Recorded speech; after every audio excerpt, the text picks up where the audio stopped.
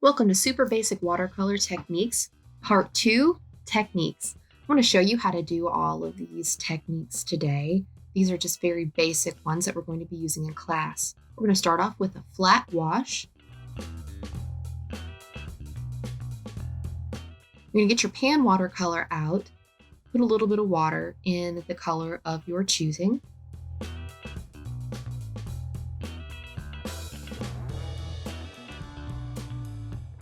And then with a flat wash, all you're going to do is fill in the space as flat as you possibly can. Another way to do it is to put a little bit of water on a palette and add paint to the water. This will give you a lighter tone, make it a little bit transparent, adds in some variety into the technique.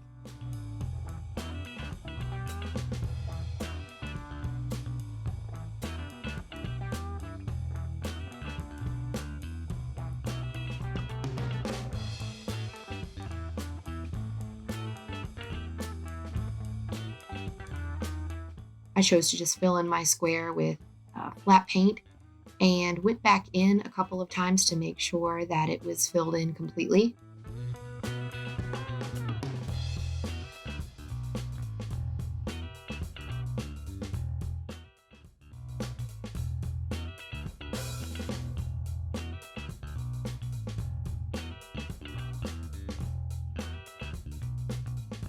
My water was a little bit dirty and I didn't want my paint to mix in with the water and create a different color, and so I went and I changed my water. It's good practice to change your water frequently.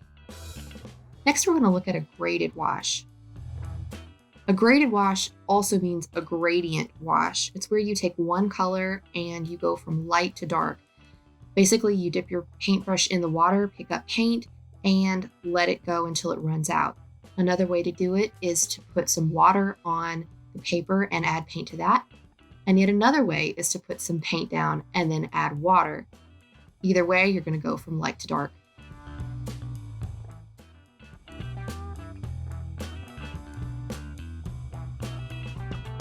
So in this example, I decided just to go ahead and wet some paint. And I had a little bit of extra on my brush that was dripping, so I picked that up. And then I started at the top and worked my way down. You always want to paint with the grain of the bristles of your brush. Going against the grain, you're going to lose control. So here's a little bonus for you. If you take two graded washes and while they're still wet, put them together, you can get a really nice effect in the middle where the two colors mix. So we've got red and yellow that makes an orange in the center. Next, I'm going to show you how to do a gradient. A gradient and a graded wash seem like they're exactly the same thing, but a gradient is where you purposefully control the darkness and the lightness of the color of paint by adding certain amounts of water to it. So you'll see me kind of stair-stepping my way down, starting with a very pure color and then adding a little bit of water as I work my way to the other side of the bar until there's nothing left.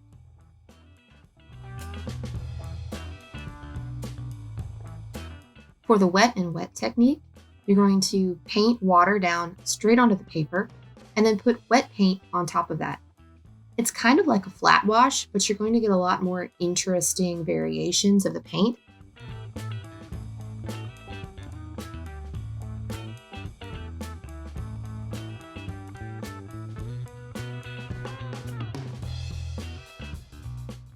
For dry brush, you're going to need two different brushes. You'll need one to activate the paint, and you'll need another kind of beat up brush for the actual technique itself.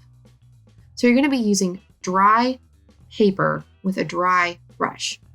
Here I am activating the paint with my nice brush, setting it aside, and then picking up my slightly used brush. I think the dry brush is nice for creating flowers and waves and sky. After I'm done, always wipe your brush off and fix its haircut, especially after you've used it for dry brush. Next, we're going to be looking at lifting. You're going to need a paper towel for this that's all wadded up. And then you're simply going to paint a really nice flat wash down.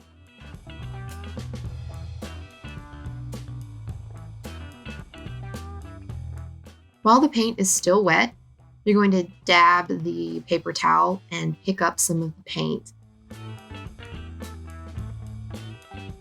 For salt texture, you just need regular table salt.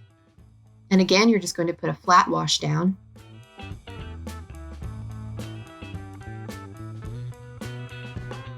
And while that paint is still wet, you're going to sprinkle some salt over top of it. It's really important that it dries absolutely completely. Then you're going to rub the salt off.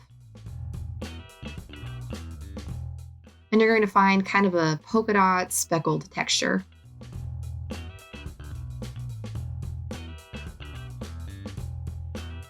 In layering, you're just putting 2 layers of paint on top of each other. In this case, I'm going to use 2 different colors, although you can use the same color to make the hue deeper.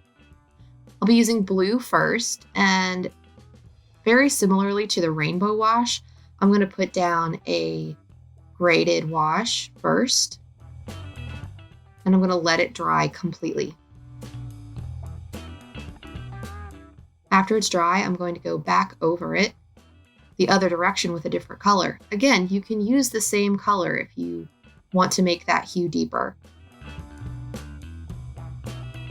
But if you use a second color, then you're going to end up with kind of a mixed overlay in the center of the two. In this case, I ended up with a very light violet. Our last technique is a bleed, which is actually wet and wet. So you're going to paint the water onto your paper, and then you're going to put wet paint right on top of that little puddle. And in a controlled fashion, you're going to let the paint bleed down. This is a nice way to create variation and also things like clouds or water or smoke.